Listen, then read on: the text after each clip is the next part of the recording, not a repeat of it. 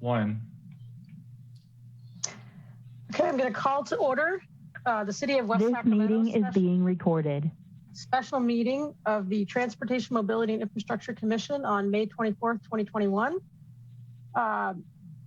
we do a roll call first? I'm going to start with a roll call.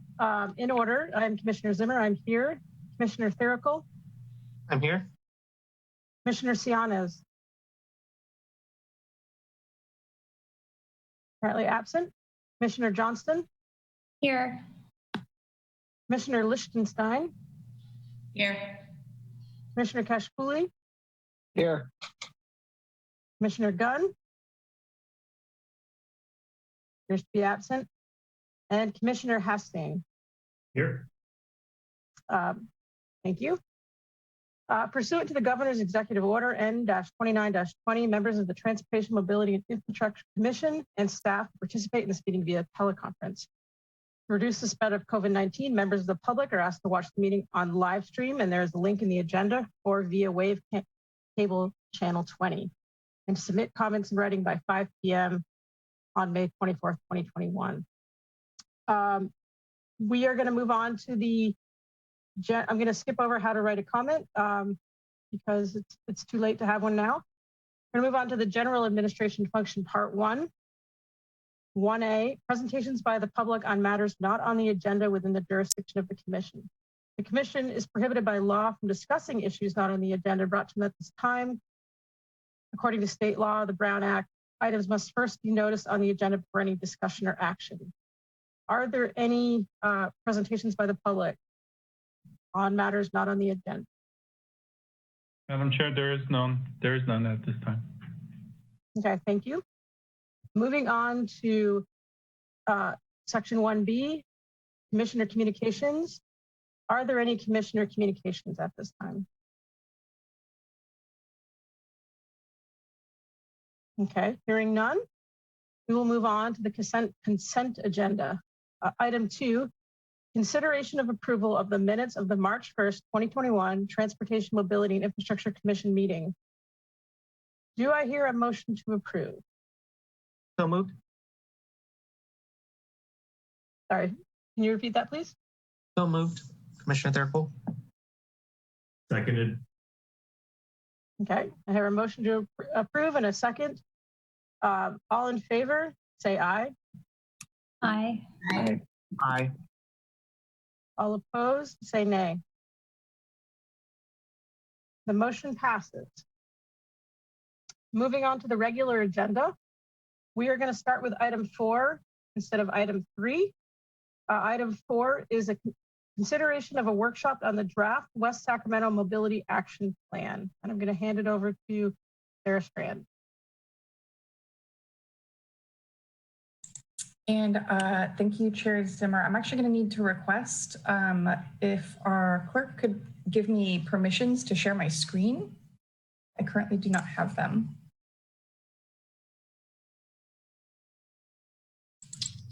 Ed, are you available to share that permission? I am going to try and see if I can get it on her. I think I can now. I got it. Okay, great. Thank you. All right, can everybody see my PowerPoint? Great. And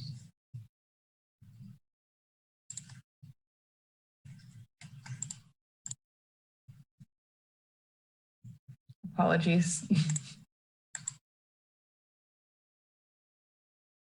All right, good evening, commissioners. I'm Sarah Strand, Senior Transportation Planner with the Transportation and Mobility Division. And the purpose of this item is to present to you the draft final mobility action plan for your consideration of recommending adoption by the City Council at a later date. Since we do have a number of newer commissioners, I'm going to be providing a bit more detail on the background of this project as it has been underway for a number of years. So I'm just going to thank you guys in advance for your patience in reviewing this process to ensure that you're fully informed and up to speed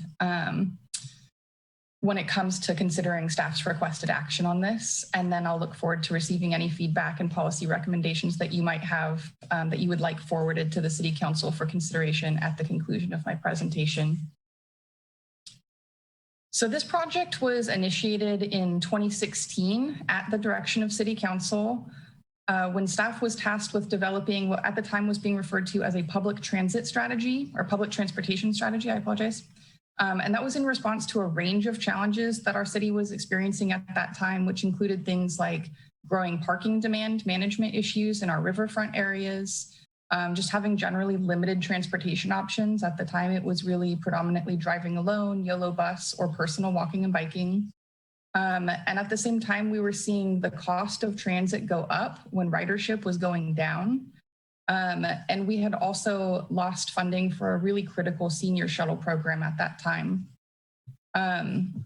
Around then, the National Smart Cities Challenge was also going on at the federal level.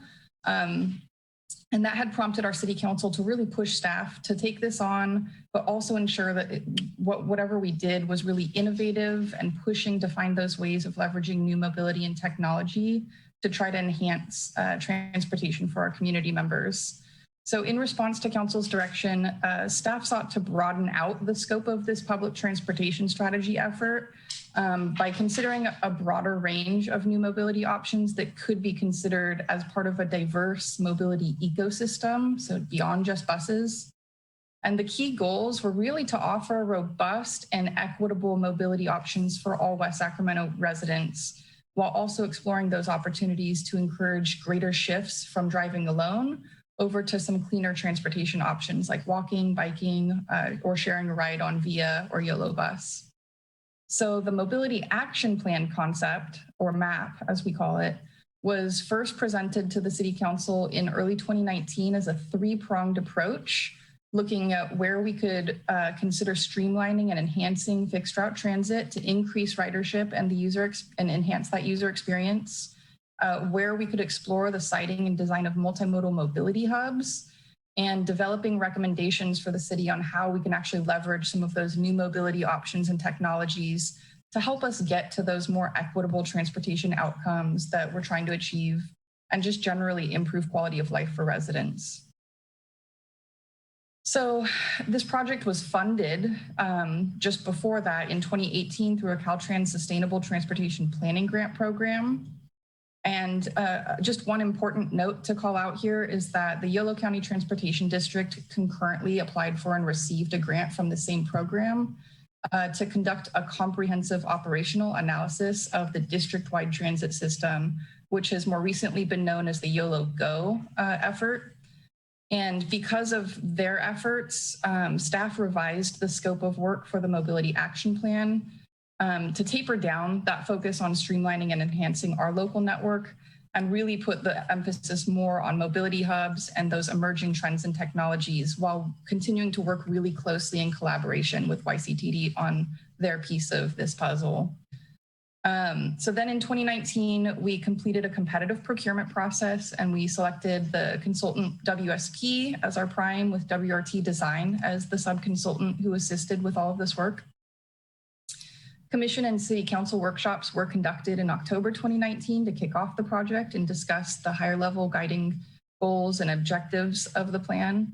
And at that time, staff was directed to ensure that the Mobility Action Plan would build from our existing local plans and goals rather than reinventing the wheel. And the direction that we received was to push the city to explore what's possible, as well as what types of newer mobility options our residents might be interested in seeing come to West Sacramento.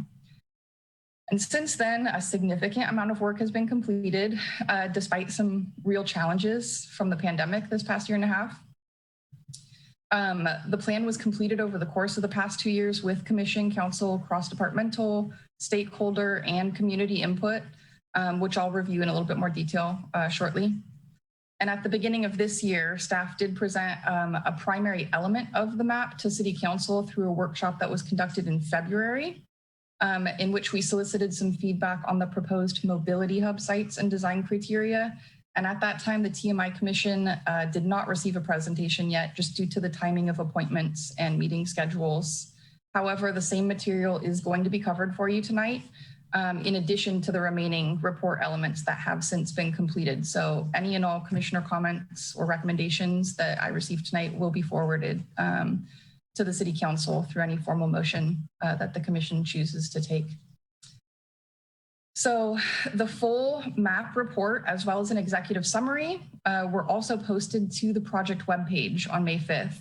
And that remains open for review and comments by the public or any stakeholders through June 2nd. And this has also been announced through our social media and online platforms. And then we will be conducting a similar workshop with City Council on June 2nd to review this draft and solicit their feedback.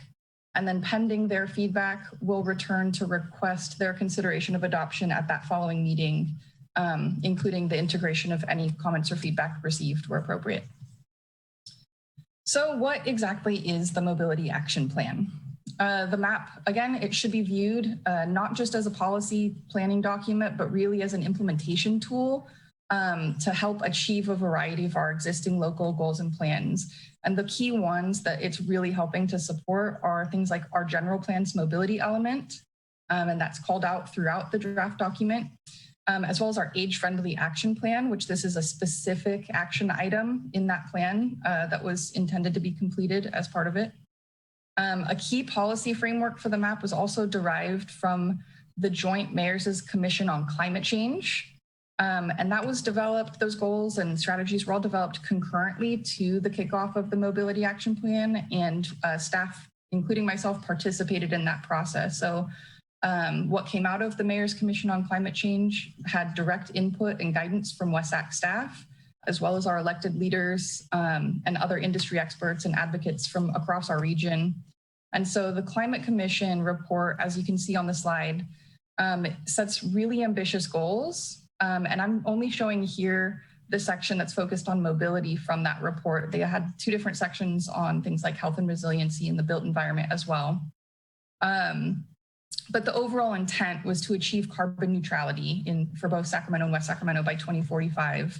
And more specifically, these mobility goals from the Climate Commission focus on three main strategies to reach these really aggressive goals, which are focused on active transportation, so, biking, walking, skating, that kind of thing.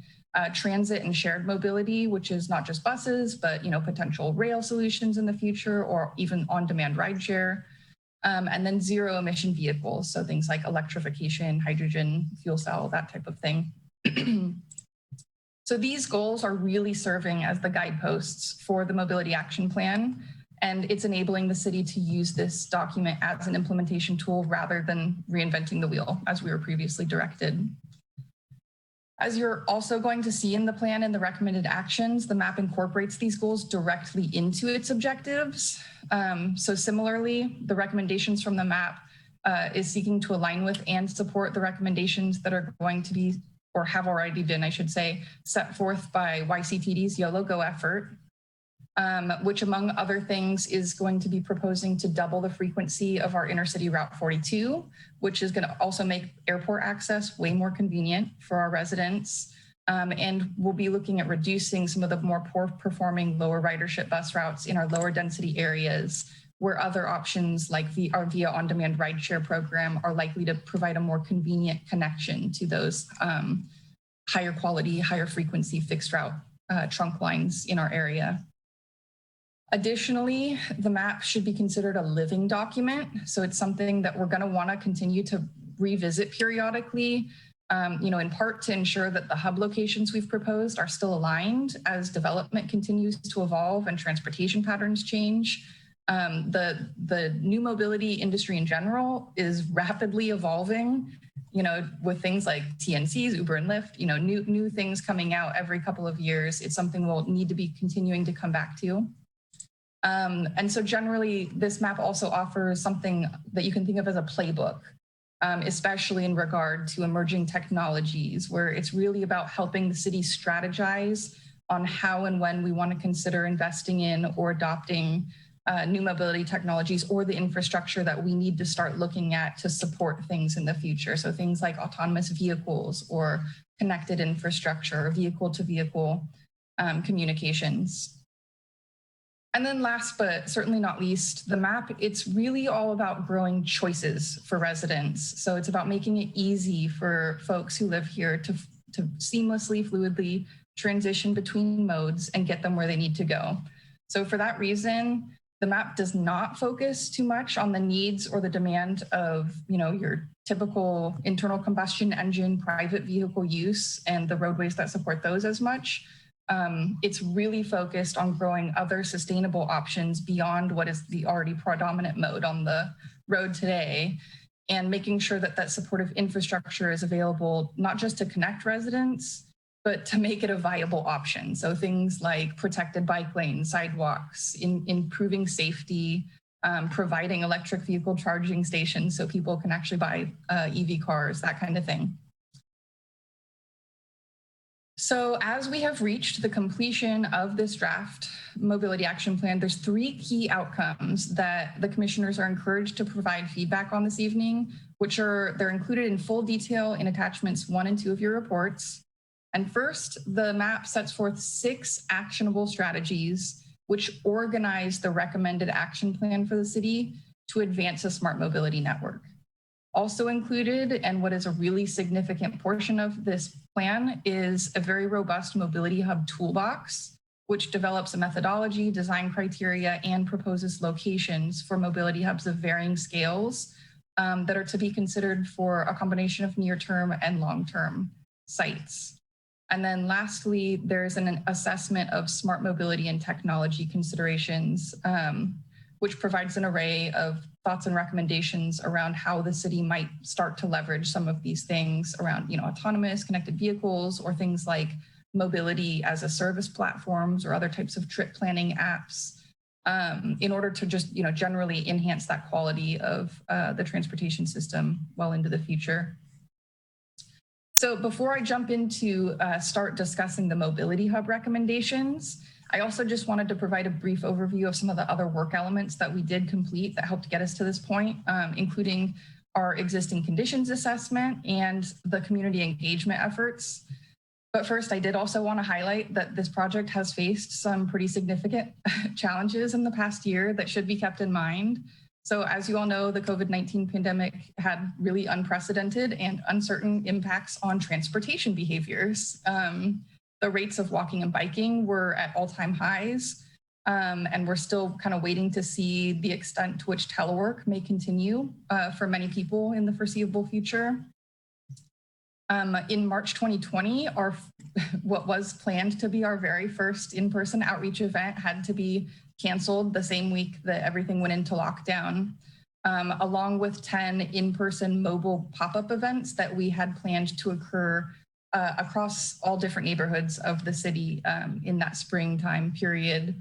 And so we had to pivot really hard to sort out a virtual approach during that time, and reaching all of our residents on virtual platforms was and continues to be a challenge, not just for us, but I think most local governments.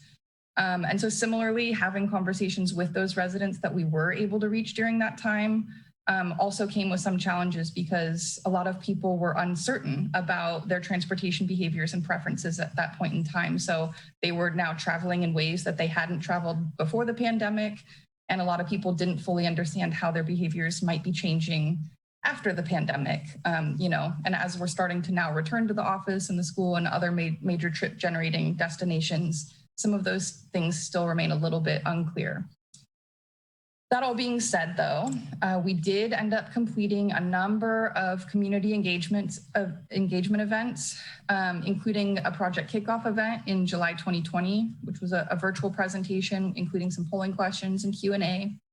And then a really fun event that we had 4 different sessions for were these mobility hub focus groups, which we included participation from River City High School's Green Tech program and their students, as well as members of the public, to conduct a real-time design charrette of a mobility hub.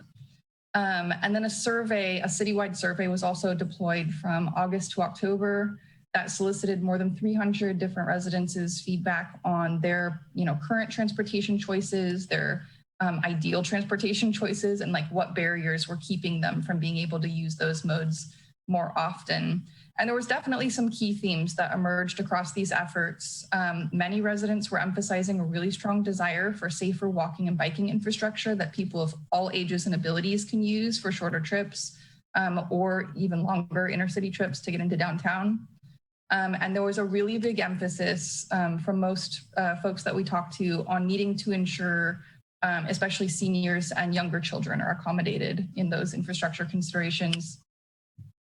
And we also heard demand for wider availability of bike share and scooter share in more areas of the city. Especially we saw that ping up quite a bit in the South, where those devices just tend to be less available.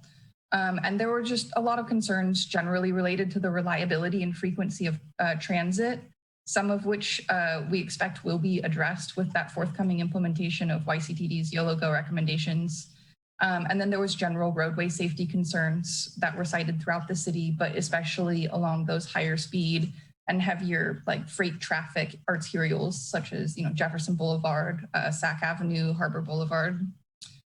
And through the design charrette focus groups that we did, we got some pretty consistent feedback as well, where there was expressed interest in specific amenities such as protected bike lanes, having shaded seating at the larger mobility hub locations, and a desire for having things like Wi-Fi available, as well as informational kiosks that can help provide things like real-time transit info, or possibly, future-looking help allow people to book their fares on Via or on the bus, and that those would provide translated services. Since then, we have shared out the recommendations that were developed through the map through a virtual town hall, which we received a generally positive reception from by the small group of attendees at that most recent event, with a pretty small number of follow-up questions. And staff has since been presenting to key stakeholder groups, including our local AARP chapter and volunteers, as well as, which includes members of the Broderick Bright Community Action Network. And then most recently, the SAC Region Plug-in Electric Vehicle Collaborative. And we have provided notification to the general community on our social media platforms and other online platforms, as well as other key stakeholders like our Chamber of Commerce, Walk Sacramento, SACOG. So in terms of process, the first step in the MAP's development was really just completing an existing conditions assessment of the mobility network in our city. And I won't go over everything here, but a key element of this assessment was really utilizing a data visualization platform, Urban Footprint, alongside a big data purchase that we made from streetlights to get a more comprehensive understanding of what the travel activity was looking like across different modes in West Sacramento. And that included a limited sample of local walking and biking data that is collected from people's cell phones. And then we also looked at YOLO bus boardings and alightings data, data that we have available for our on-demand rideshare program on like heat maps for origins and destinations, and then shared bike and scooter activity for the same type of information for where that travel demand is really concentrating in the city. And as you can see on the slide, those commercial areas of our city, as well as some places like the high school and some larger multifamily developments, demonstrated really high rates of alternative transportation activity. Our consultant team also conducted a review of the previously listed guiding plans and some other documents to help identify a baseline of kind of our general opportunities and constraints that the city can build off of, and that helped us form recommendations. And that assessment found that West Sacramento has a number of strengths and assets already on its side in this effort to provide an equitable and sustainable transportation system. A big one is that our city leadership at all levels have been showing for years really extraordinary support for testing and adopting innovative solutions to better serve our community. So things like the jump bikes and our Via on-demand rideshare have been really, really positive outcomes for our community that we wouldn't have been able to achieve without, our commission and council support for those. And then we also have really strong transit corridors along some of the parts of our city, like Sacramento Avenue, West Cap Avenue, and Jefferson Boulevard, where those can really continue to serve as a spine for regional connections, especially alongside the YOLO Go recommendations coming out. And then importantly, we also have a really large number of residents who their commutes are within 5 miles of where they live. However, currently most people do continue to drive. So this, while it can perhaps be a disheartening statistic, it really presents a huge opportunity to help us better identify what are the barriers that are keeping people from using alternative modes to do those short commutes. Are there transit solutions, or can we help with getting people connected to e-bikes or other things that can help shift people out of their single occupancy cars. And then key challenges, these are already fairly well known and shouldn't be too surprising to our commissioners.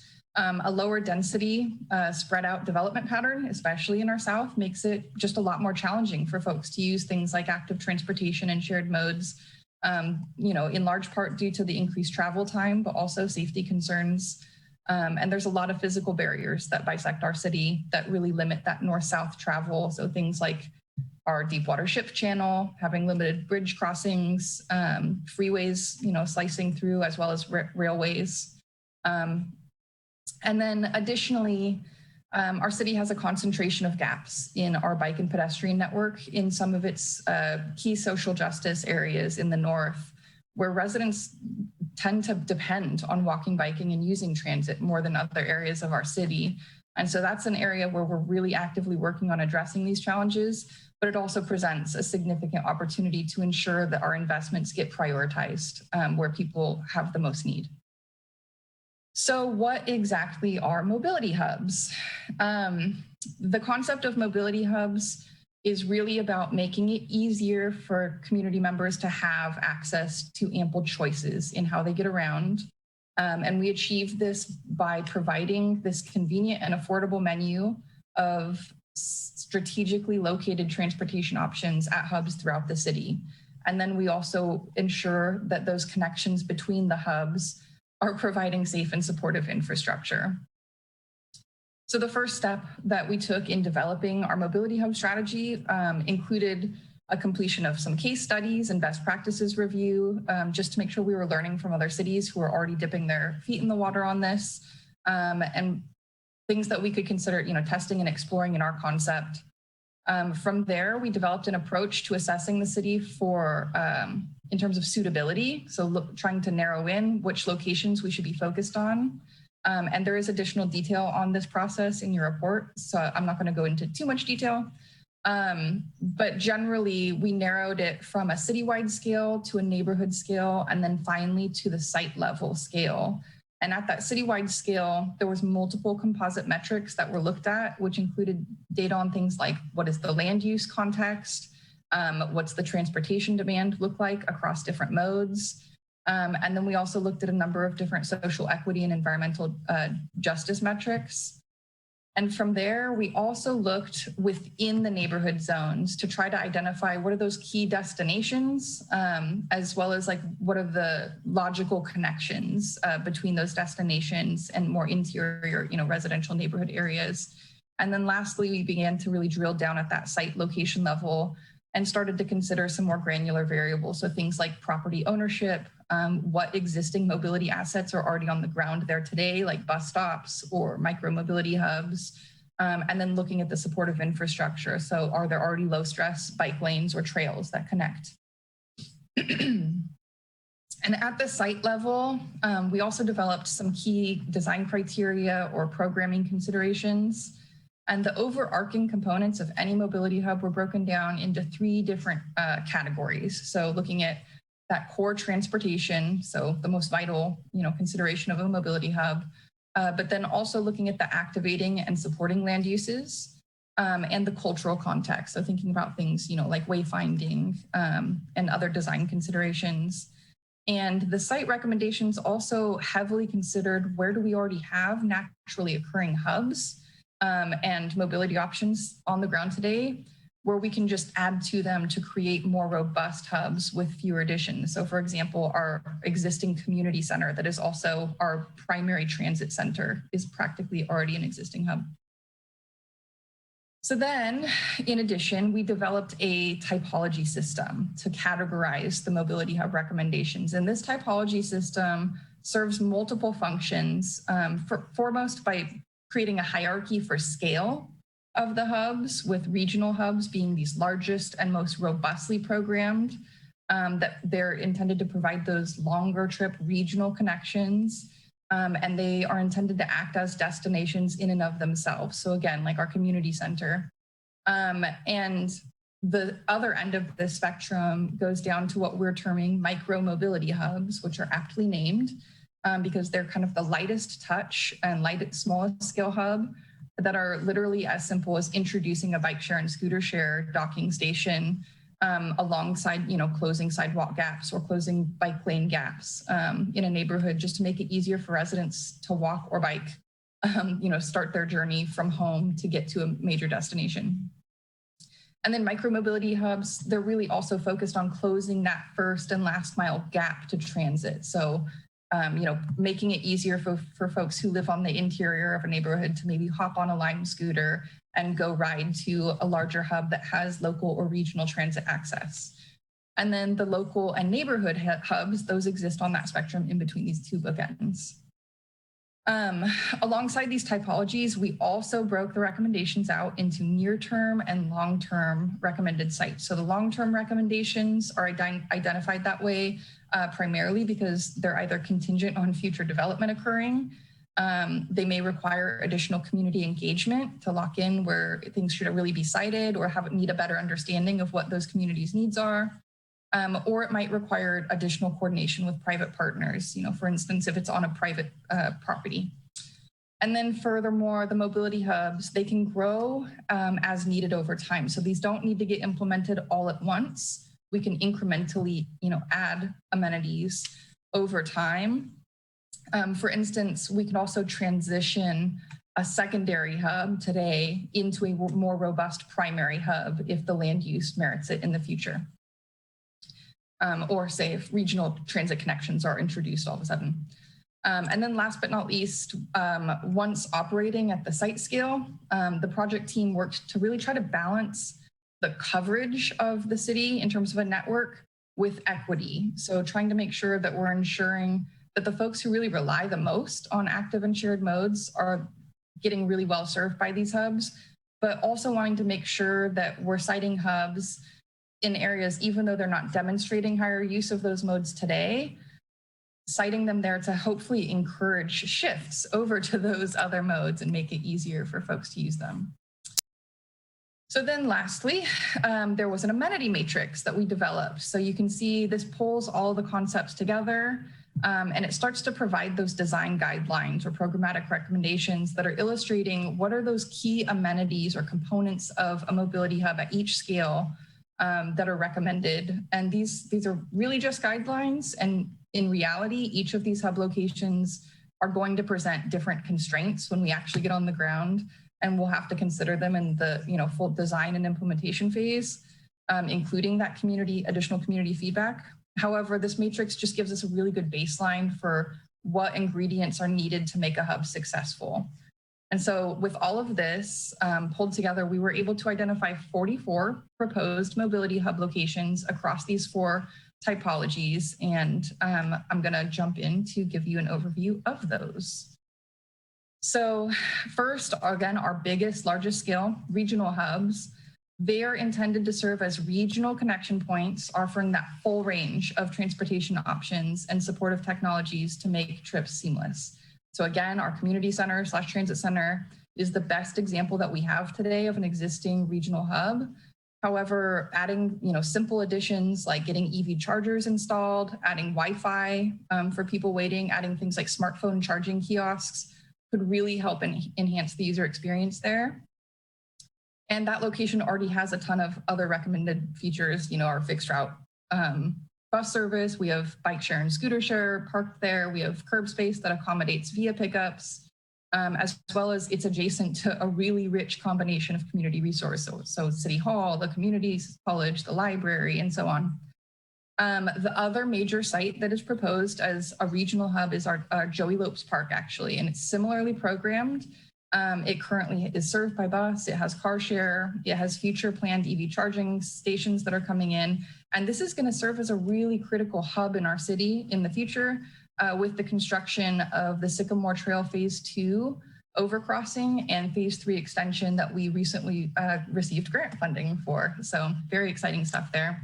And it also has some really important user groups living around it in terms of affordable and senior housing. And then our future regional hub recommendations include considerations around the Sutter Health Park, as well as the Southport Town Center.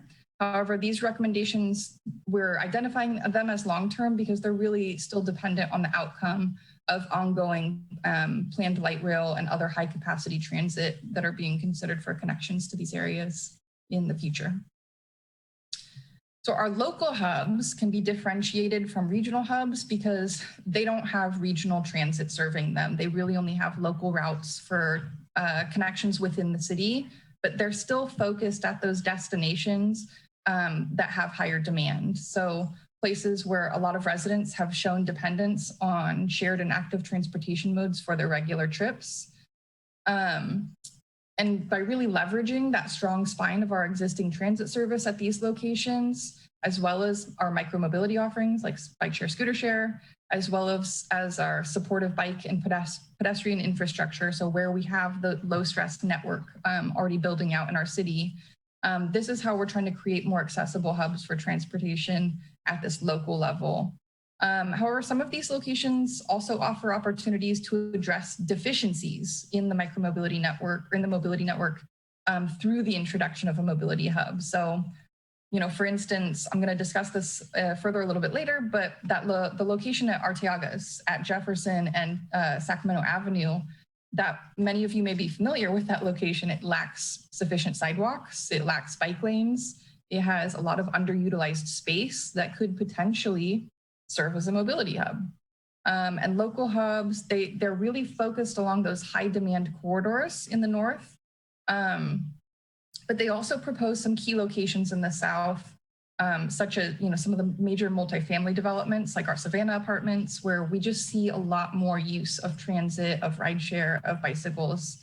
And then long-term, an important location that we would like to explore at this scale is the River Point Plaza, which gets a lot of demand, but it presently presents a number of challenges and constraints on that privately owned property.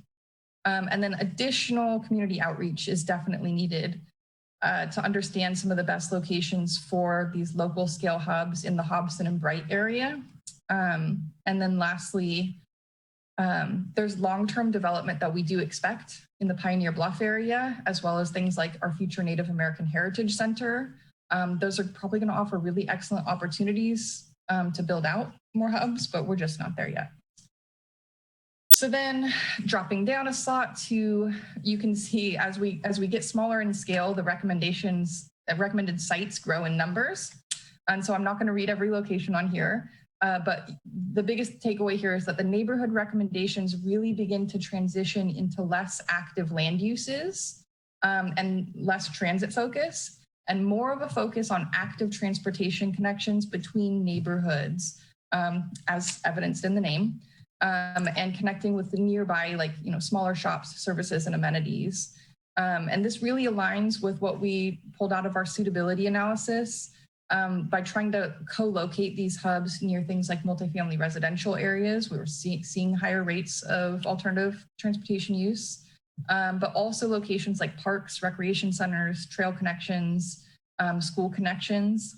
So it's less intense of a land use than our community center or a commercial center. And it's a little bit more in between of, say, like a quiet, you know, residential street. And then lastly, our micro-mobility hubs. These, again, are recommended with the lightest touch and the smallest scale hubs. They can be as simple as adding a bike share corral in a street parking space. And it's really just about ensuring that there are safe walking and biking connections to and from the hub and to other major connection points. So I also wanted to note that the locations that are shown in bold on this list, those are existing micro-mobility hubs that are already active in the city. So we're doing very well already in the implementation at this scale. However, there's definitely ways that we could support these recommendations further by making sure that we are prioritizing the connective infrastructure along these key routes to the transit stops, because these are the most critical for supporting that first last mile to transit for folks inside of neighborhoods. And then some of the new locations that don't exist today that we're recommending are really in areas of the city where bike share and scooter share hubs just don't currently exist at all. And where we've received numerous comments and requests for increased availability. And so this is really, generally focused in the South. So places like Stonegate and Village Parkway, Summerfield Park, Eagle Point Park. And then finally, we arrive at our full set of mobility hub recommendations. And just so if this is difficult for you to see, it's included in summary on page 11 of your executive summary. That's attachment 1, or in detail on pages 75 to 77 of attachment 2.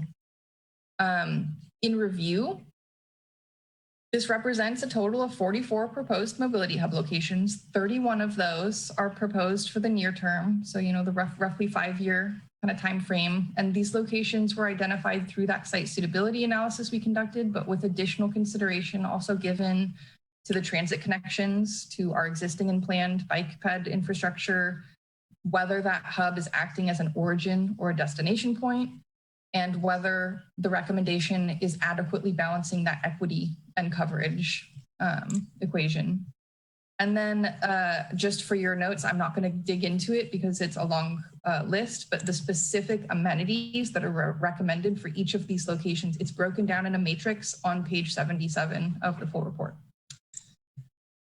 So in addition to the mobility hub strategy, which was really a big, meaty piece of this plan, the map then also proposes 6 key strategies that are submitted for your consideration. And each of these strategies is accompanied by a set of actions. So the key strategies are to create an integrated network of mobility hubs at key locations, connecting residents to transit stops and activity centers while prioritizing historically under-resourced and transit-dependent communities. It's about prioritizing projects that enhance safety for non-vehicular road users and creating more space for walking and rolling in the public right-of-way. Providing convenient and accessible transit and shared mobility options, so that includes things like TNCs or rideshare, to connect to local and regional destinations. Encouraging adoption of and ensuring equitable access to zero-emission vehicles and alternative transportation options, planning for supportive infrastructure and developing tools to prepare for emerging technologies. So that's, looking at things like, do we have the infrastructure in place to support some of these new options or technologies? And also considering the equity impacts of these things.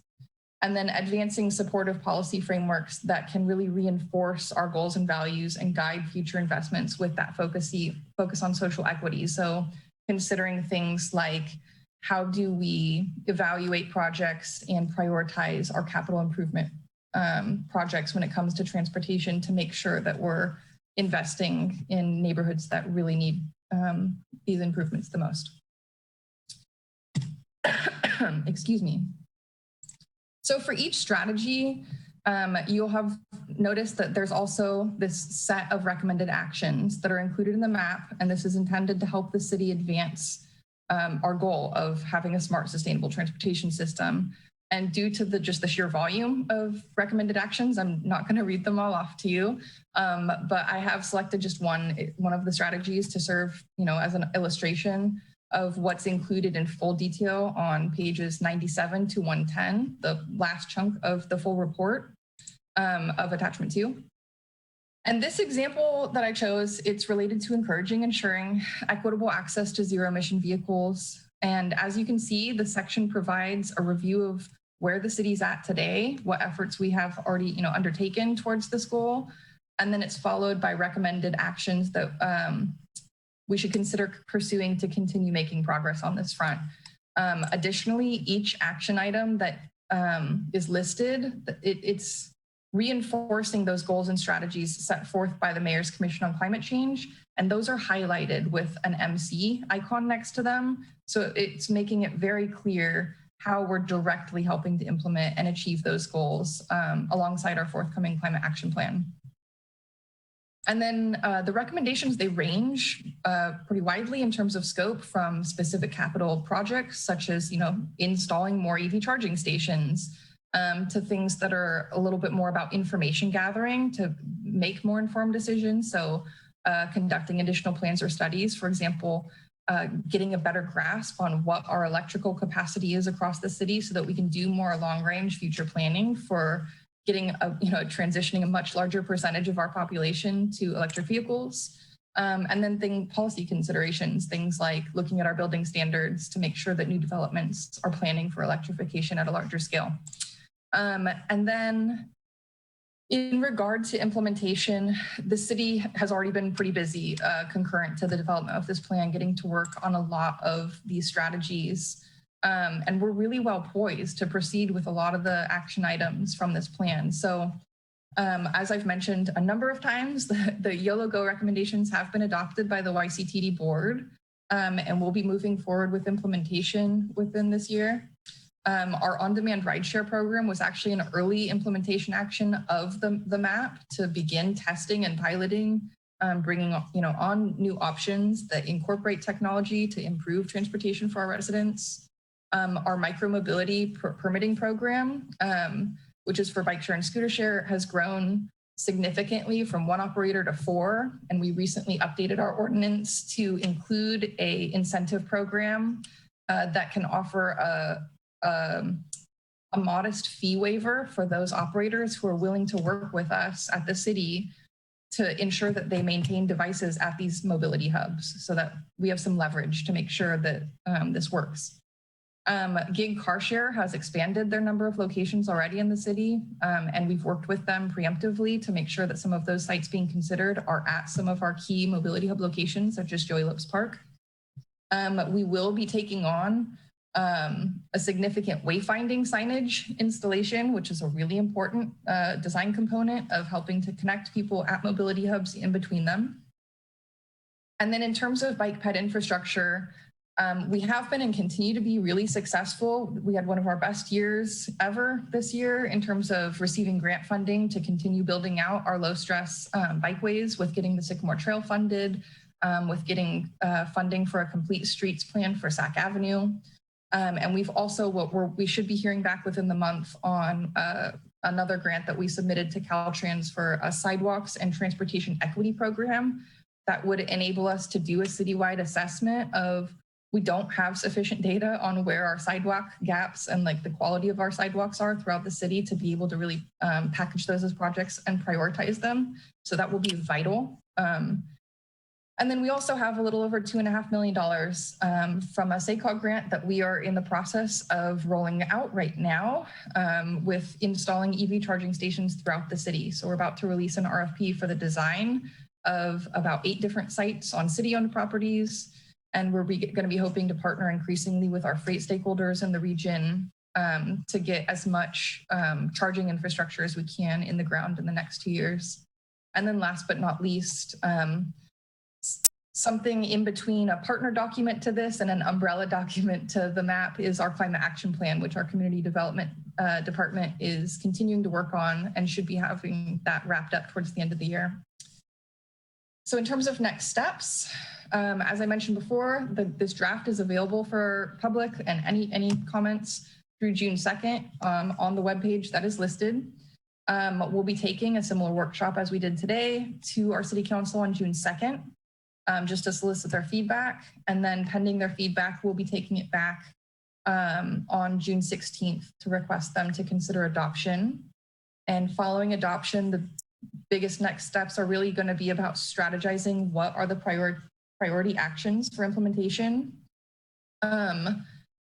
conducting additional future commission and council workshops to get feedback on those priorities, really getting together a strategy for our grant and funding opportunities as those cycles come up and as they're laid out in the map currently, and then continuing to collaborate with our regional partners who we're relying on in a lot of these spaces, whether it's micromobility operators or YCTD.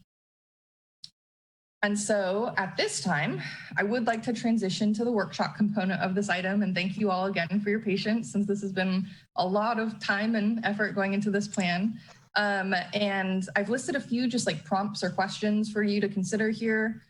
So just if you have general comments, questions, or feedback on the plan, if you feel that there are any major policy considerations that may be missing from the conversation, and last but not least, kind of preempting the prioritization conversations to come, do you have any general policy direction or recommendations on those top priority action items or strategies that are listed that you would like us to relay to the City Council when we get to that point? And so the actual action being requested tonight is, of course, to provide your comments and feedback on the plan. But more importantly, we're requesting that the Commission actually take a formal motion to recommend adoption of this plan by the City Council. So with that, I will conclude my presentation and pass it back over to Chair Zimmer. Thank you very much for that very informative presentation. I really appreciate it, Ms. Strand. I want to open up the floor to my fellow commissioners for their comments, questions, and feedback. And I'm watching the screen. Commissioner Lichtenstein. Thank you. This was awesome and so much information in a short period of time. So congrats on that. General comments, questions, feedback. Yes, first, kudos for all the funding, the PED funding you've been getting recently, because I know that can be really competitive and it's awesome to see we've been submitting successful applications. I know that takes a lot of work. I have strong support for prioritization of investments in the social justice areas. I understand the need to sort of balance the areas where folks maybe haven't yet adopted transit or shared mobility or active transportation with the social justice areas. But I think one can make the case that a lot of those communities that have access to single occupancy vehicles and are currently driving internal combustion engines could easily transfer over to EVs or more easily. And so we could make an investment in social justice areas. Couple quick comments and then one question. So I was excited to see that shade came up a number of times in the mobility hubs. I would just reiterate that as Sacramento gets hotter and hotter, shade is going to be important not only at the hubs, but also along the paths. If we want folks to walk and bike, we got to make sure that we are incorporating tree canopy. And then I saw a brief mention about the medium and heavy duty vehicles in sort of their pathway to electrification.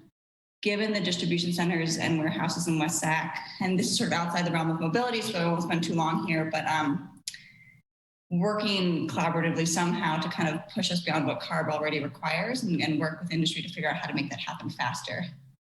So those are my comments and my question, and maybe I missed it. I apologize if I did, but in terms of electrification, I saw public and private fleets. In public, does that include the Washington Unified School District school bus fleet? I know a lot of school buses are transitioning over with some cap and trade funding.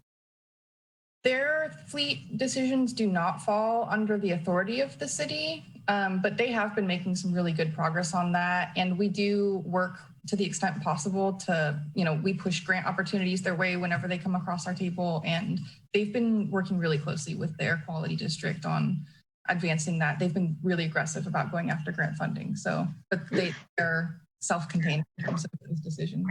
Yeah. No, thank you. That's helpful clarification. I just wanted to make sure it was on their radar and they're pursuing it. So glad to hear that. And I think that's it for me. So thank you. Okay, thank you. Commissioner Thuricle, I see that you have your hand up. Yes, thank you. First, thank you for that presentation. Very, very helpful. I tried myself trying to go through that report, and that's a lot of pages. So I appreciate that thorough summary. Echoing the previous comments about shade, spot on. I mean, growing up here in West Sacramento, can't tell you how many times I've been standing at a bus stop, no shade, and it's just scorching hot. And I'm young. Young at the time, well, still young, but young at the time, and not even knowing when the next bus is going to arrive. Constantly calling the number on the sign, hey, when is the bus here? It's late, and then having to know that I'm going to be waiting there for 30 more minutes. In the scorching sun. So I think that shade is an important piece to it, but also, expanding it to the extent possible, benches as well.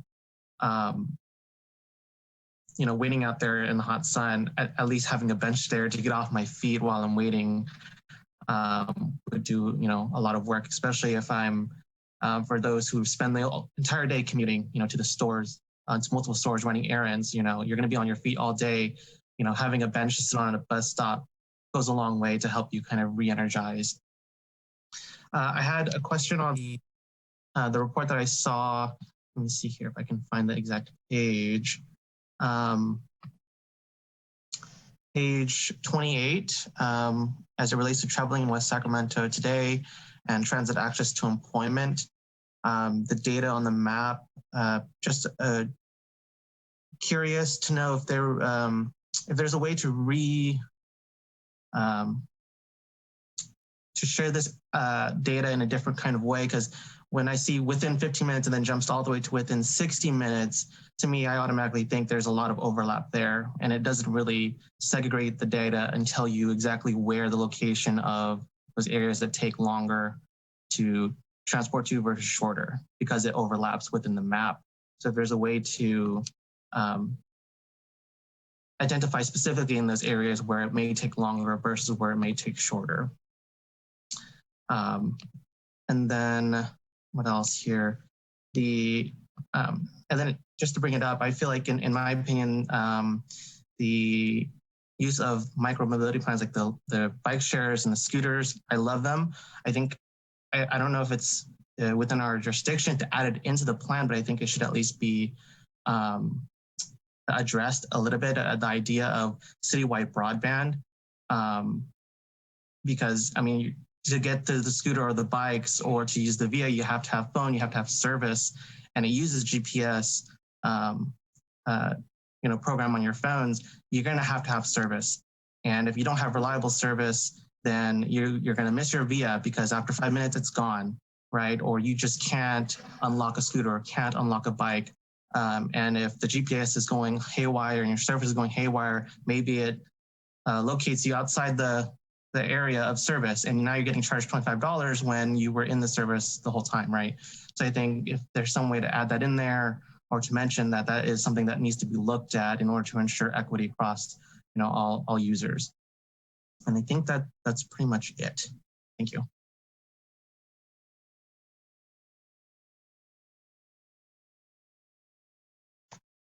Okay. Thank you very much for that, Commissioner Therical.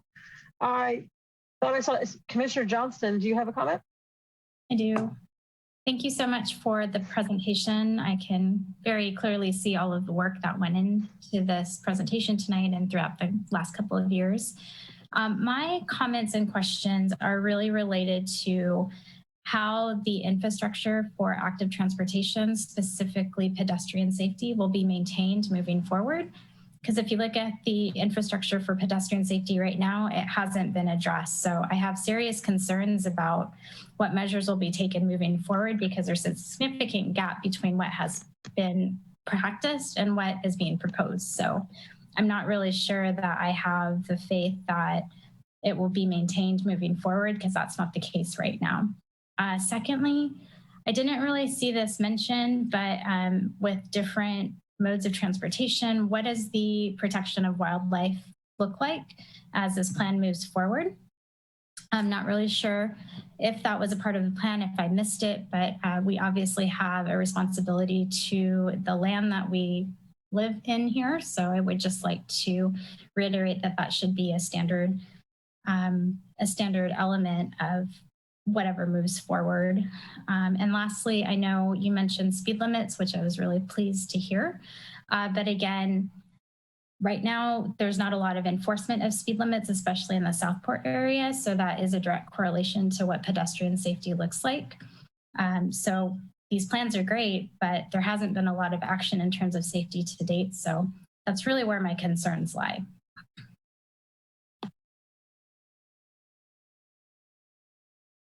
Okay, thank you, Commissioner Johnston. Commissioner Hastain. Hello, great presentation. Thank you for how thorough that was. My question is about usage and projected usage of mobility charging stations for electric vehicles. I'm a huge proponent of EVs. Gas stations, the history of gas stations, they really came about because nobody has giant tanks of gasoline in their garage or their backyard. However, they do have 240-volt charging stations in their garage. So I'm wondering if we're going to build out this infrastructure for all these mobility charging stations that nobody is going to use except for city vehicles. And then we'll be saddled with maintaining them. That's my only concern. Thank you. Yeah, and I can respond really briefly to that. And just in regard to, there still remains huge challenges when it comes to multifamily housing and people not having easy access to EV charging, as well as just people, on the road en route needing to stop off and get charging, or while you're at the grocery store wanting to pick up some charge. So even though people can continue to charge at home, it is not projected that installing some level 2 or DC fast chargers will become obsolete very quickly. And as that industry continues to evolve, that's kind of part of why the map has to remain a living document, so we can kind of keep with the technologies as they continue to advance. And in terms of the current use, we only have a really small number of EV charging stations on the ground today in West Sac. So we have a couple at City Hall and a couple over in the Bridge District. And just based on the data that we've been able to observe at City Hall, we've seen usage more than double since they were installed. And it's, pre-pandemic in particular, it was impossible to hardly even get a space at City Hall because we had residents actually driving over and charging for free and leaving their cars there overnight. And so we've been getting a lot of, significant demand in terms of residents asking for us to get more on the ground. And to Commissioner Lichtenstein's earlier point as well, because we are such a major hub for medium duty, last mile distribution, like NorCal Beverage, those like medium duty types of vehicles, working with those folks on where can we get that infrastructure sited, where it might be able to both serve public access, but also potentially serve some of those types of vehicles while they're en route, especially with things like DC fast charging that they can do a little bit faster than a level 2. Can be really critical. Like one of the key ways, aside from just subsidies and funding, that the city could actually help play a role in hastening the pace by which they are starting to electrify their fleet. So I hope that at least in part answers your question. Beyond that, there is a grant that Sac Metro Air Quality Management District in partnership with SMUD actually just received that we signed on to. We're the only city outside of Sac County that is being included in this assessment, where that's part of exactly what they're trying to take a closer look at is what's the capacity on the ground today, and how can we start to kind of project out what our needs are going to look like in the future, so we can have a little bit more advanced planning around this type of thing. That's very awesome. Thank you. Thank you very much. Commissioner Therical. I just had one more thing. I just had a question about the scooter shares and the bike shares and the apps. I'm sure you all get the city gets the data on how many people use it in certain areas in West Sacramento. I was wondering if you also get the data on any complaints submitted to Lime and Uber. Yeah, so if the complaints are submitted directly to the private operator, we don't receive them. However, we have it set up in the WestSac Connect platform so that if most people might not know, oh, I need to call Lime and complain. They're going to think I need to contact the city. And even if they know to contact Lime, if they are not seeing that an operator is being responsive, they can put in a complaint directly to the city. We take record and file every time we get a complaint, and we send it directly to the operator. They have 48 hours to address the issue.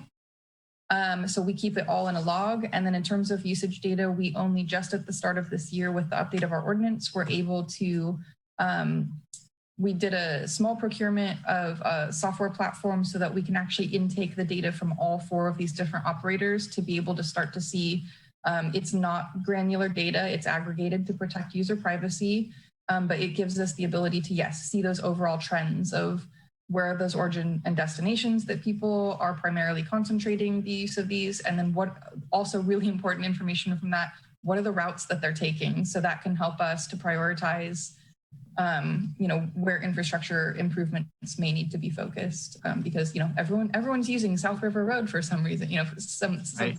For example. Yeah. Okay. I just wanted to make sure. And then, are you able to request from Lime and those services the data on specific complaints, right? We do not have built into our ordinance the authority to require them to provide their received complaints as a private business. Okay.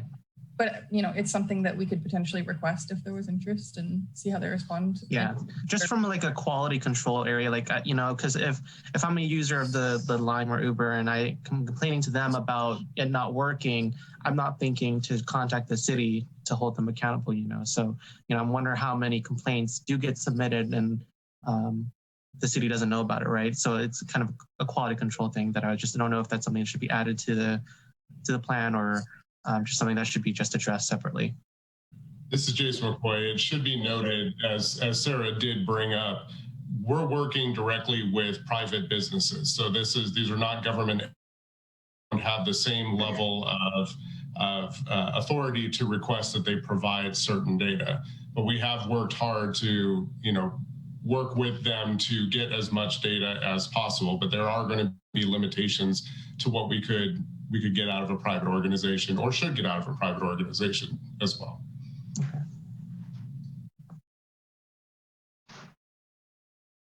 Okay, thank you very much. Are there any other comments from commissioners? Okay, I don't see any. I have a couple of comments and questions myself. I'm sort of sitting here thinking about I think this plan has done a really great job of thinking through a lot of the different scales and the other amenities that could be co-located with these mobility hubs. I think you've done a really great job about thinking this through and adding a lot of details. So I'm really quite pleased with the plan. So thank you very much. I am sitting here thinking a little bit about the edges of the city and efficiency. And I think part of that is because a lot of our residents work outside of West Sacramento, and a lot of the people that work in West Sacramento live elsewhere. And if we really are serious about climate change and encouraging people not to drive, I think those regional connections are actually pretty critical and pretty important in the city.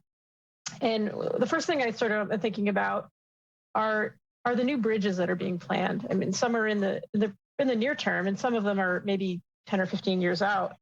But they're, especially the I Street Bridge in particular is the one I think that will be here in just a few years. And I look at that location as potentially a regional connection, but maybe that regional connection needs to be on the other side of the river. Maybe that's something that we need to coordinate with the city of Sacramento, because the Amtrak station is right over there. And, the new bridge, we could be sending the 40 or the 41, instead of sending it down to Capitol Avenue, you could send it directly across the I Street Bridge. And I think there's an Amtrak station. There's going to be a new healthcare center. I think there's a hospital or something being constructed over there. I sort of see that connection as potentially being critical, and partly because of efficiency. If people it's not just about access to the bus. It's about the bus getting there quickly as well. And so, I sort of see these additional connections, these edges of the cities, as areas where, if you can get across, if you can save 10 or 15 minutes by not dropping down to Capitol Avenue, that alone is going to be a pretty big incentive, I think, to take the bus. So that's my first comment is, let's think, maybe as I know this is a living document, I think that's great, but as these bridges come on, we may start to rethink where we have those regional connections. The other, related to that, I'm also thinking about just the edges of the city in general. Southport, a lot of people don't take the bus, not only because the bus is far away, but because it takes a while to get to the bus, and and then it has to sort of sit through traffic and go north through the city. And if you have to ride your bike to the bus station near City Hall, as opposed to riding it to way west on West Capitol Avenue because you're working in, say, Davis, if you can ride to the edge of the city and then drop your bike or even your car, your EV, in a rideshare lot, and then hop on a bus to go over to Davis or go to Sacramento or go north or south, I sort of think that potentially there's an efficiency to be gained, and that might make getting on the bus to be more attractive. If you can go to the edge of the city on your bike and save 15 minutes by not having to go to the middle of the city and then sit through traffic to get out of the city, that might be a pretty big incentive. So that's my two comments really is, some areas that it might be appropriate to have some sort of rideshare lot or EV charging station at the edge of, where and then have some kind of connection that instead of driving through the city, hops right on I-80 and goes somewhere, or goes to the airport or whatever it is. And so those are my thoughts, is that I think the regional connections for both our residents and our city's workers are pretty critical and pretty exciting. Sarah, do you mind if I jump in and respond to a couple of these? So yeah, I was gonna say. I do, since I'm the staff member that manages most of the regional connection projects. So I can give you an update on some of that. One is we have been working hard on the I Street Bridge replacement project. That is the new bridge connecting C Street and Rail Yards Boulevard. We do ultimately have a plan for light rail, whether that be the regional light rail SAC-RT provides, or if it's in the form of streetcar. We do have a planned connection that would go over the new bridge, and we've specifically designed the new bridge to accommodate light rail in any lane. That bridge, we are working with the city of Sacramento to identify the bonding capacity for that project. We are delayed right now because there has been action taken at the federal level with regard to how much funding can be appropriated to that project in any given fiscal year. And at this point, it's a cap of $20 million. Unfortunately, for a $230 million project, that means that the cities would have to find a way to float a significant amount of money in order to get the project started. So at this point, we have a funded project, largely identified most of the funding for the project, and only have a very small amount of local funding. For a $230 million project, we're talking $2 million from each city. So we've done a good job finding state, federal, regional sources of funding. Right now, the difficulty that we have, the challenge, is going to be floating that money. So we are working on it, but we're still looking at about 2025 before we would have that bridge constructed. In the meantime, we are also working very hard on the deck conversion project, and that's changing the I Street Bridge from being an auto-oriented historic bridge to a bike and ped facility. We have been very successful in our grant applications. Sarah and I have been working hard on this, and we were able to secure $3.2 million in order to cover the final design and right-of-way acquisition for that. And I just learned this morning, a phone call from SACOG, that the governor in his budget has $500 million that he's setting aside.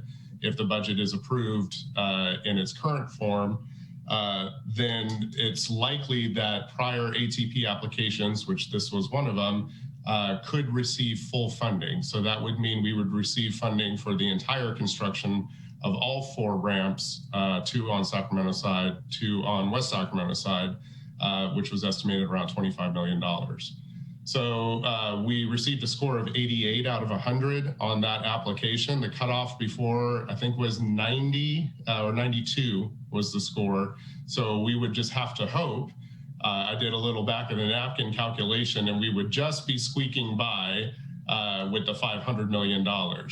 So we'll have to see. We're going to work with the CTC and most likely give them an updated estimate. Since we've already received funding in the past for that from SACOG, it lowers the total of amount that we're asking for. It means our score goes up. So I feel pretty confident that we are in good shape to get that fully funded. That is important because, you know, transit can't go over that bridge right now. There is no way for transit to use the I Street Bridge because of the width of the lanes being only 9 feet. So the new bridge is going to be critical for our transit connections. And I absolutely agree with you, Chair Zimmer, that we will take a look at this plan again once we actually have these connections established. I've also been working very closely with Congresswoman Matsui's staff in the DC office and here, and worked to submit requests for earmark appropriations for a number of projects, including the I Street Bridge, the deck conversion, and Broadway Bridge, seeking, I think it was $6.8 million in earmark funding for pursuing the final design for that bridge. And of course, we had anticipated when we worked with City of Sacramento back in 2012 on their streetcar plan that there would be some kind of light rail connection over that bridge as well. So it will be designed for that. At this point, though, we do not have funding yet available for construction of that project, but we're going to keep, looking at opportunities. Yeah, thank you very much. Appreciate that. Commissioner Lichtenstein. Thank you, Jason. That was all super helpful and all the questions I wanted to ask but didn't think to. So I appreciate that. I will say this probably needs not be said given who I'm talking to, but I'm super supportive of bold, ambitious plans, particularly in light of a state budget surplus as big as it is and a huge potential federal infrastructure funding plan coming through. So I've always been excited by sort of the big plans you all put out and the success you have with funding, and you have kind of full support to go big right now when the stars align, knowing that they probably won't be that way for much longer. That's all. Thank you very much. Commissioners, are there any additional comments or questions? Okay, hearing none. The City Council has requested that we have a motion to adopt this final mobility action plan and recommend it recommend it for adoption by City Council. So is there a motion to support that? The Commissioner.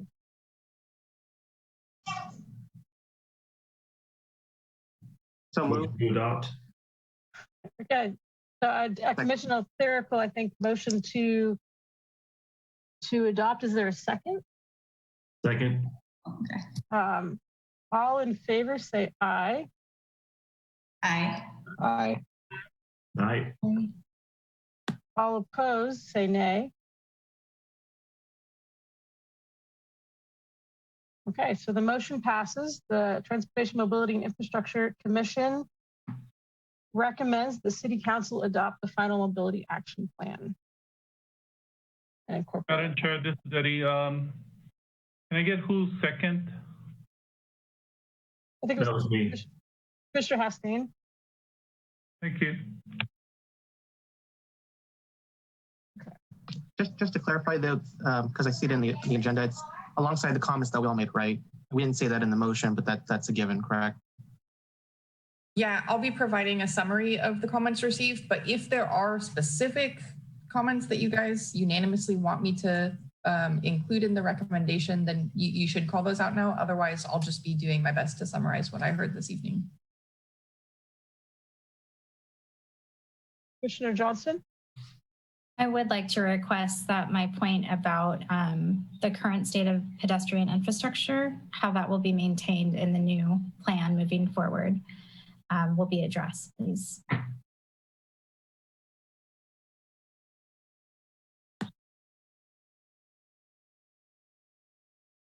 Thank you very much. Any other last comments, commissioners? Okay, thank you very much, Ms. Strand, for your presentation. Thanks so much. Okay, we're going to move on to item 3 on the regular agenda, which we had sent to the back of the agenda tonight. This is the consideration of an update to the Itanish-Zaleki public boat dock. Madam Chair, we do have a hand raised. Oh, I'm sorry, I missed it. Commissioner Johnson? Yes, when the time is appropriate, can we go back to constituent comments by commissioners, if that's possible? Sure. Is this regarding the previous item on the agenda? I believe it was item 1. Item 1. Presentations by the public on matters not on the agenda? No, I had been reached out to by a couple of constituents privately, and I just wanted to report out on that. Okay. It's item 1B. Item 1B. Should we do that now? Is the appropriate time? Let's do that now. The chair. Yeah, let's do that now, right now, and then we'll move on to item 3. Great, thank you, and I apologize for the little wrench there. Earlier in April, a constituent contacted me about the intersection of Harbor Boulevard and Sunset Avenue, which earlier today there was a fatal accident that occurred. As the constituent let me know that freight trucks are utilizing Harbor going south into West Sacramento at very high rates of speed. They are bypassing the freeway and taking the River Road, also known as North Harbor Boulevard, and going into the residential areas. This specific intersection is also very highly trafficked with a lot of cars going at high rates of speeds in addition to the freight trucks that are utilizing that route. There seems to be some confusion about which local law enforcement authority is responsible since it goes from county to city.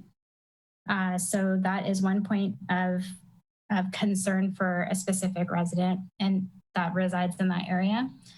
The second point is that it appears that Airbnb usage and VRBO listings in the Southport area are on the rise. And with that comes increased parking in residential neighborhoods. Specifically last week, I was notified that patrons of Airbnb and VRBO are parking very large vehicles in front of residential homes, like a truck with a commercial vehicle attached to it, be it heavy equipment, and blocking multiple driveways. So there might need to be a need for some education about registering with the city and what the impacts and or rules and regulation regarding parking commercial vehicles and residential properties are if Airbnb or VRBO services are utilized.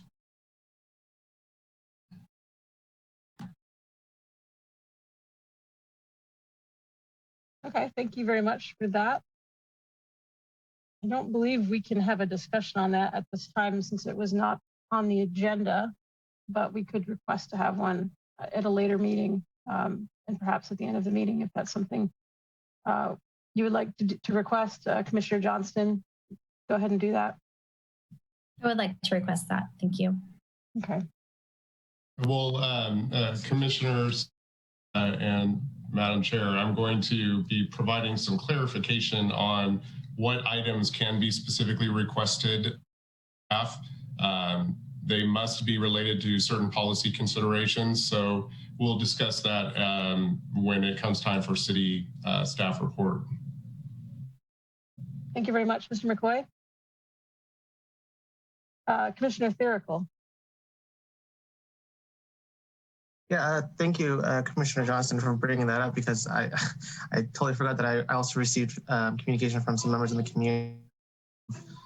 Traffic issues in the Project and Bright area, a lot of speeding happening.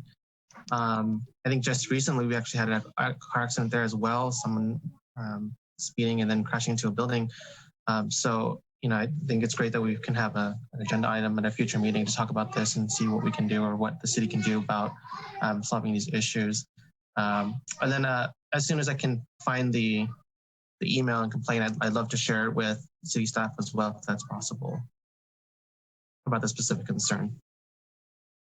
I would be happy to forward that to police department. That sounds like an enforcement issue for them. Thank you very much, Commissioner Therical. Commissioners, though, any other communications you would like to share?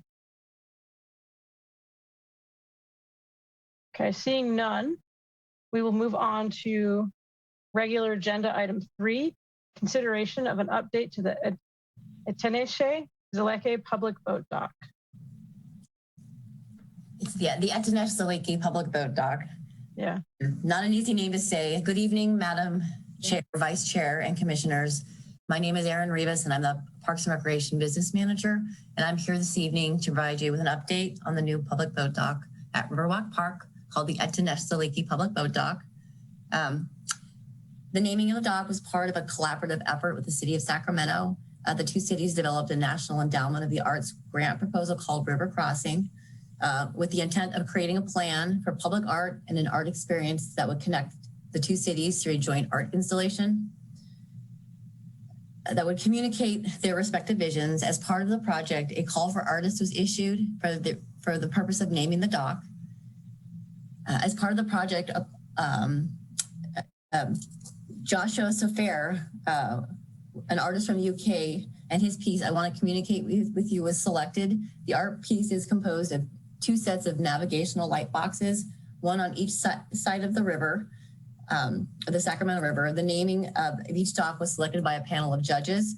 There were like 600 applicants for the naming process. It was pretty incredible. Yeah, it was, and they actually had celebrity panels. I think Joshua wanted, I think he wanted Beyonce on ours. He wanted somebody flashing and blingy and famous. I don't think we got the guy from Reading Rainbow. So close, not quite Beyonce. The West Sacramento dock was named after Etna Saliki, whose name means "you are my sister."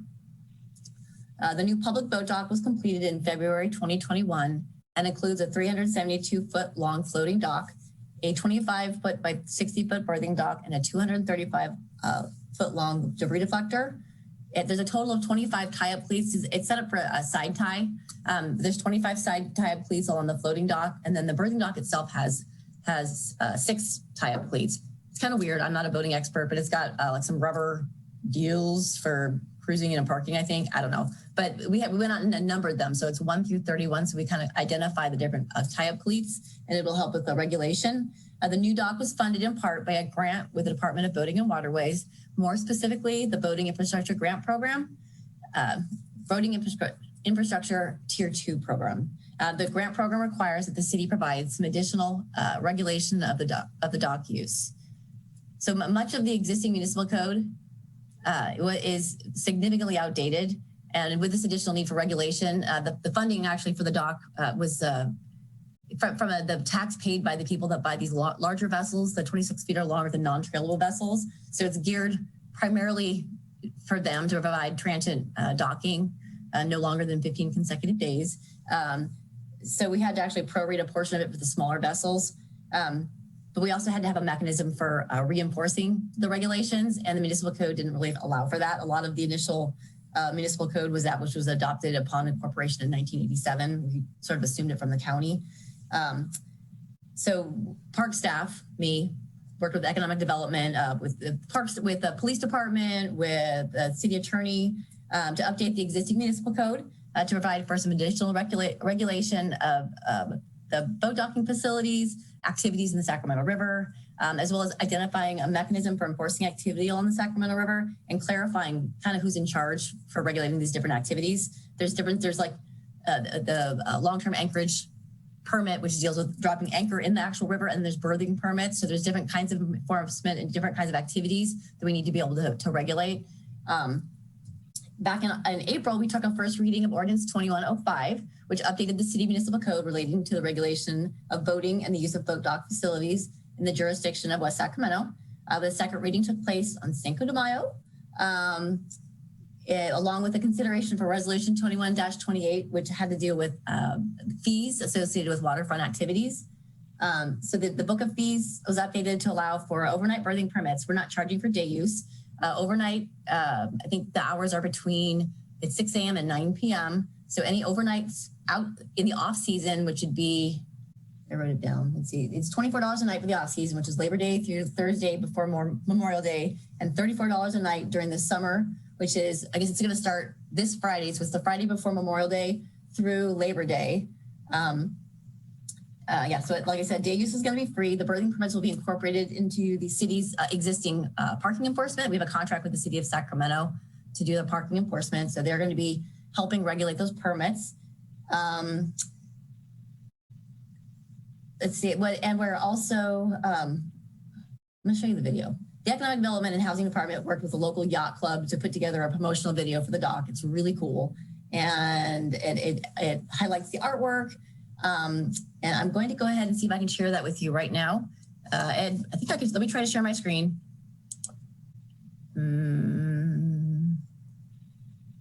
Let's see. Should be good to go. Well, I had this up and we started about an hour and a half ago, so I'm not sure if I lost it. Let me, holy cow. I don't see it on here, Ed. You're not just letting me share yet, are you? No? You have full access to it. Okay, I just need to minimize my screen really quick because I opened up the video just to, let me see if I can get through here. I opened up at the very beginning and I think I'm At the bottom of your screen, you should see a green button that says share screen. I know, but I don't have, I had the video open when we first started, but I think it minimized because I had it open about an hour and a half ago. So let me see if I can find it again. Because it's not in here.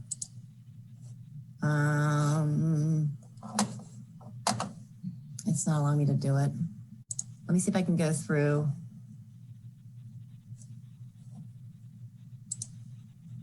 I'm going to exit full screen and try to find it again because I had it up on.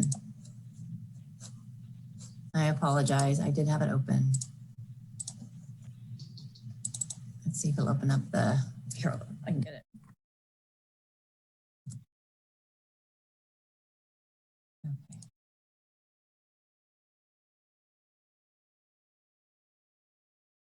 Alrighty.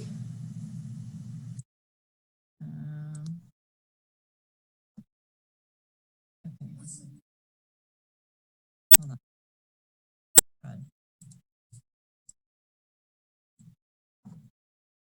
Okay.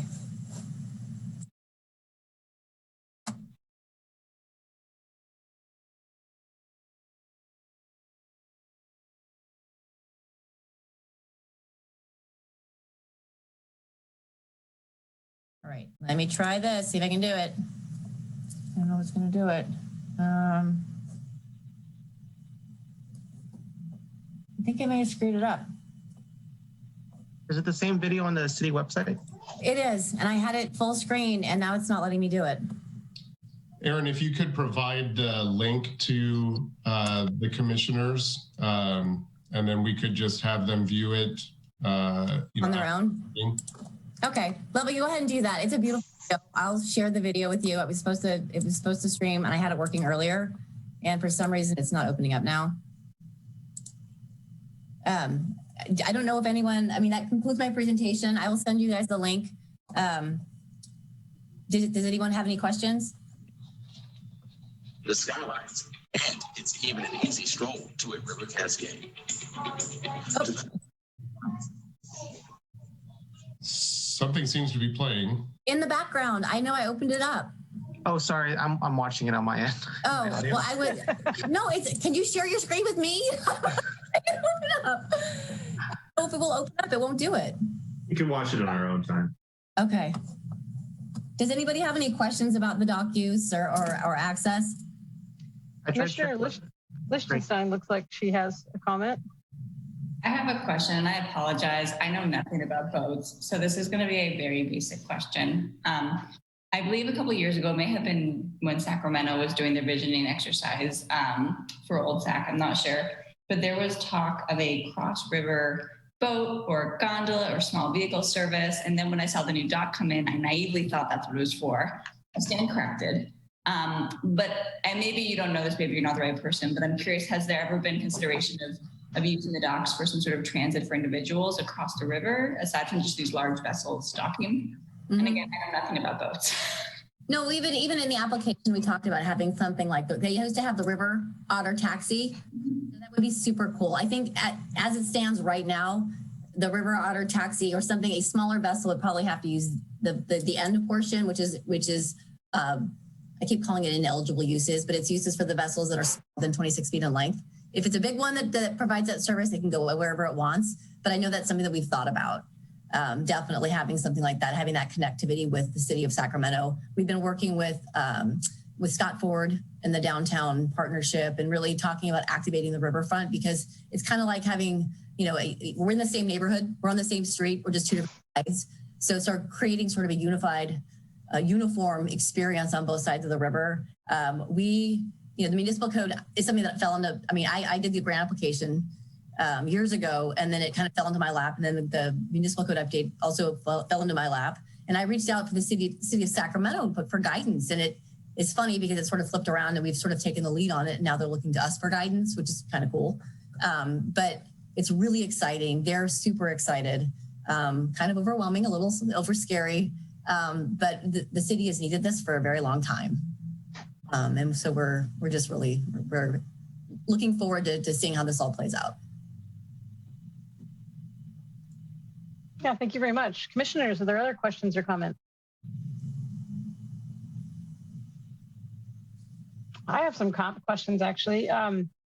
With this brand new beautiful dock, and I know its primary purpose is to park large boats or any kind of boats, and you've mentioned I think that there are 15 berthing slots.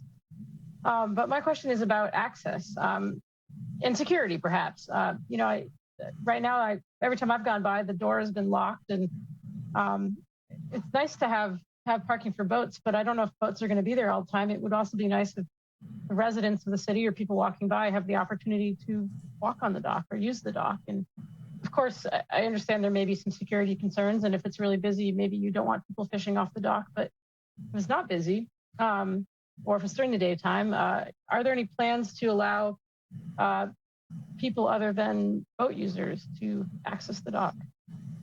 The gates actually open all the time now, and very scary, honestly. No one's going to want to like their boat out there if there's access to the public. There's a lot of tagging that's been out there. There's a lot of activity. So, and in speaking with the Department of Boating and Waterways, they're kind of concerned about having, at least for overnights, leaving the gates open, because people are going to be on their boats sleeping potentially, and having that gate open means there's an opportunity for people to get in there and do, inappropriate things. So the grant application, we talked about locking the gates at night. Right now it's open. We'll kind of see how that plays out. But even when I've been out there with PD at the dock, there've been people going down there with scooters. There's been tagging, there have been bottles, there have been wrapping papers and other things people have been doing on the docks that are probably less than appropriate. So it's going to be a matter of seeing how it plays out. I don't know that fishing is going to be something that's going to need to happen. Maybe off the berthing dock, not off the floating dock. It's not very sturdy. People have talked about wanting to have special events out there. It is not a special event venue. It is a thoroughfare.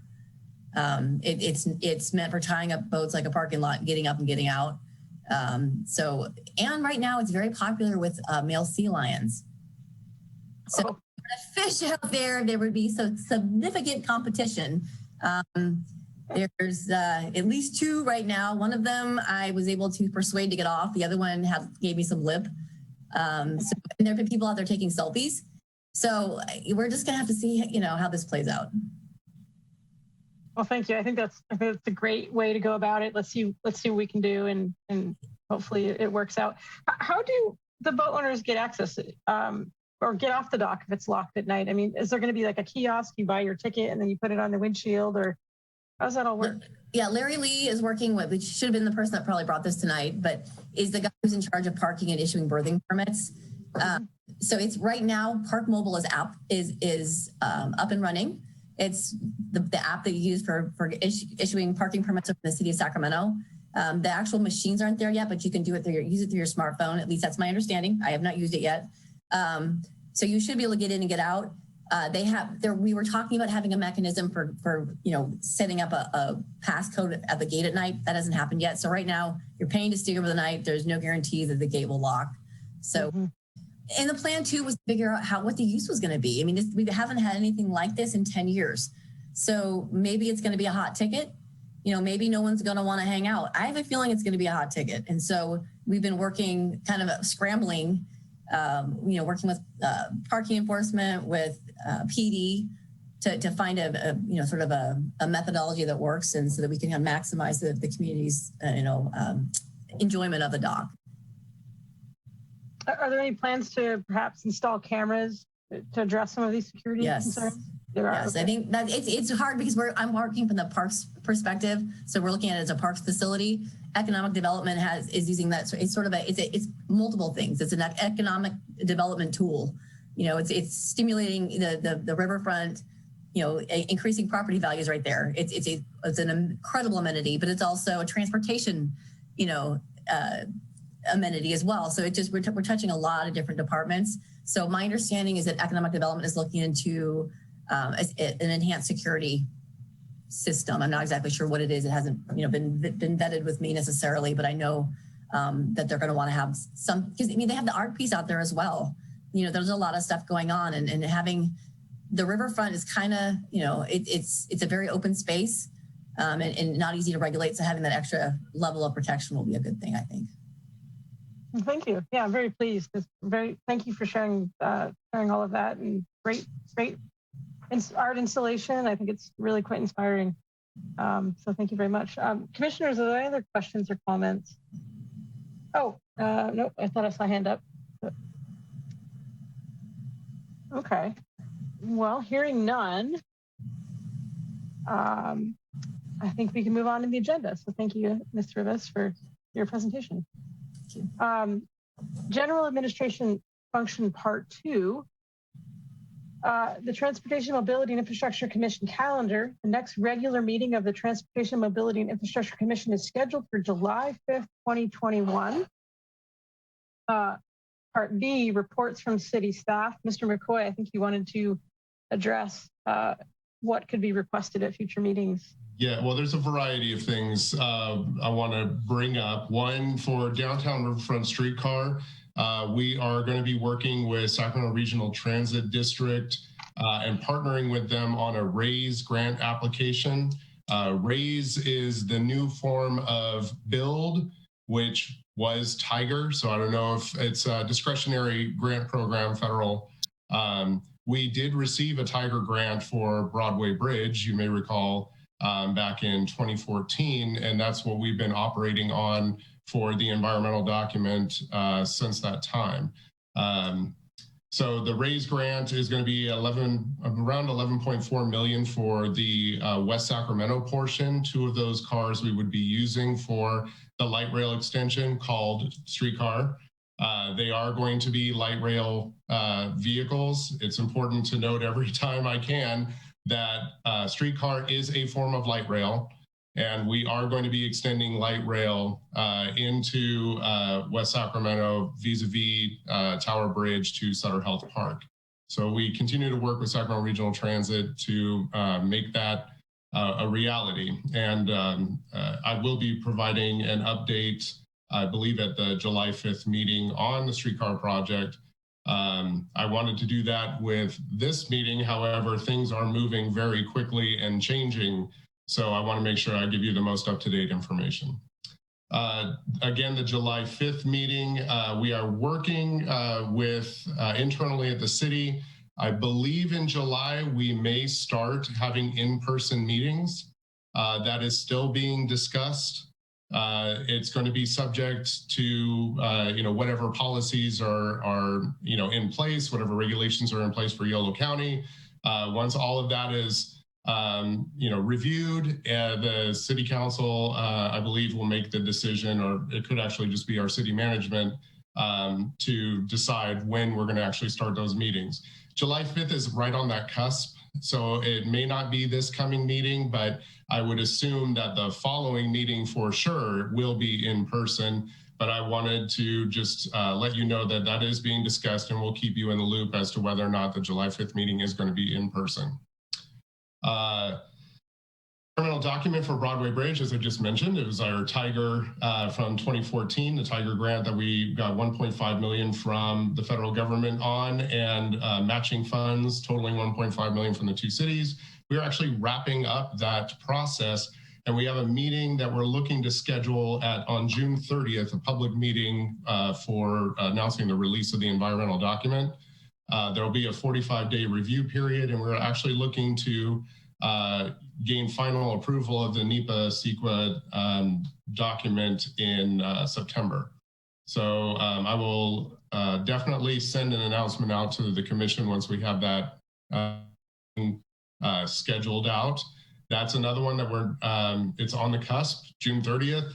So if that's going to be in person or if we're going to be doing it online, we're still trying to work that out. This is going to be an interesting period as we try to transition. Let's see, I've already mentioned a lot of the information on the bridges, so future agenda items. I wanted to make sure that I clarify this. So there's a couple of restrictions that staff has that I may have not been very clear on the last time that have to be met in order for us to actually work on an item. One is that item needs to be on the City Council strategic agenda. So that includes major projects, major programs, anything from homelessness to, streetcar has been on there for many years. The bridge connections are obviously on there. If it is within the purview of the TMI Commission, in other words, it is a transportation policy that we're seeking to get clarification on or provide an update on a program or a project, then we most certainly can bring that to the commission. If it is not within the purview of the commission, then that request would get routed to the appropriate department. So if it's parks, you just received an update on the dock. The dock is not within the purview of capital projects and transportation. It's actually through Parks and Recreation. So Erin is Parks and Recreation Department. We forward that on to her. There is a transportation element to that, so it makes it appropriate for the TMI Commission. The other is that the last part is in order for me to actually bring an item to you, I have to put together a staff report. There is research that's involved in it. If it is not a funded project or program, I do not have a way to bill that time, and thus I cannot work on something that the City Council has not appropriated funding for me to work on. So if it is something that has to do with the bridges, downtown riverfront streetcar, mobility action plan, the bike ped master plan, we're putting that together for the 2023 update and seeking funding from the City Council to do that. At this point in time, we don't have the funding for that. But as funding comes up for these projects, then I can definitely work on those. If they cannot, if I cannot work on them, we'll just seek to answer whatever question you may have. If you can be specific about a question, then I can either forward that to the appropriate persons, whether it's PD for an enforcement issue, Public Works for a maintenance issue. If it has to do with something that the city manager's office can handle, or if it's an economic development issue, I can certainly forward that to the appropriate department. I can definitely take any requests that. It does not mean I will be able to work on them, but I will do my best to be able to do that or forward them to the appropriate party. Specific items that need a policy consideration. So if I am seeking a policy change or a new policy that is going to ultimately going to go to the City Council, that absolutely is going to come to the TMI Commission for your review and your comments before providing that to the City Council. So I hope that that clarifies. What I can do is just write these down. Any requests that you have, I'll do my best to filter through, funnel those to the right spots. And then when we have a project come up that ties work that a staff member is doing, then we can provide that information that you requested. Thank you very much. And I vetted this with our city manager's office just for clarification to make sure that what I'm communicating to you now is the correct information to communicate. Okay, thank you, Mr. McCoy. I appreciate the clarification. That's a nice segue into item C, future agenda item requests by the Transportation, Mobility, and Infrastructure Commission. Commissioners, after having heard Mr. McCoy's explanation as to what is appropriate and what we might be able to hear about, are there any requests? As I said, I will be bringing streetcar to you folks at the next meeting, so that if that's one of them, you will be hearing about it.